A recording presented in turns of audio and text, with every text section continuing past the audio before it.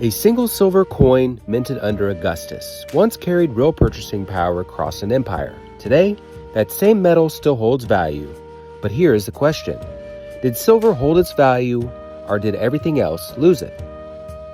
Because to understand that, we have to go back 2,000 years. The Roman denarius was one of the most important coins in the ancient world. Struck in silver, it became the backbone of trade across the Roman Empire. Under Augustus, a Roman legionary earned roughly 225 denarii per year. That's not a denarius a day, but it gives us perspective, because across the empire, a single denarius often aligned with a full day's wage for a civilian worker. So what could that actually buy? In ancient Rome, a single denarius could stretch surprisingly far. It could buy multiple loaves of bread, basic food, simple necessities. In some records, a loaf of bread cost just a fraction of a denarius, meaning one coin could feed a person for a day or more. It was not wealth, but it was enough. Enough to live, enough to sustain. This was not abstract money.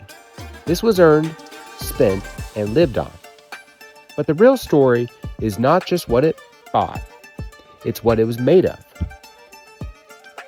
A Roman denarius typically contained about 3.5 to 4 grams of silver.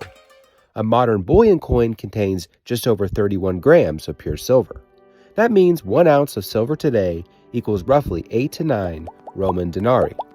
So if 1 denarius could support a day's basic living, what does that imply about silver today? To answer that, we move forward. Today, 1 ounce of silver won't cover a full day's expenses, not even close. But it still buys something real: food, goods, tangible value. And more importantly, it holds stored purchasing power outside the system. Because while silver stayed consistent, the system around it did not. Over time, the Roman denarius did not just circulate, it changed. To fund wars, to sustain expansion, to cover growing costs. The silver content was reduced. Less silver, more base metal, until the coin itself no longer matched its original value. And this is where the system begins to break. Because once trust is lost, money stops being money. This did not happen overnight. It was gradual, almost invisible at first, but over time, the denarius lost its status as a reliable store of value. And that pattern did not end in Rome. This is not just a comparison of coins. It's a comparison of systems. For over 2,000 years, silver has remained silver.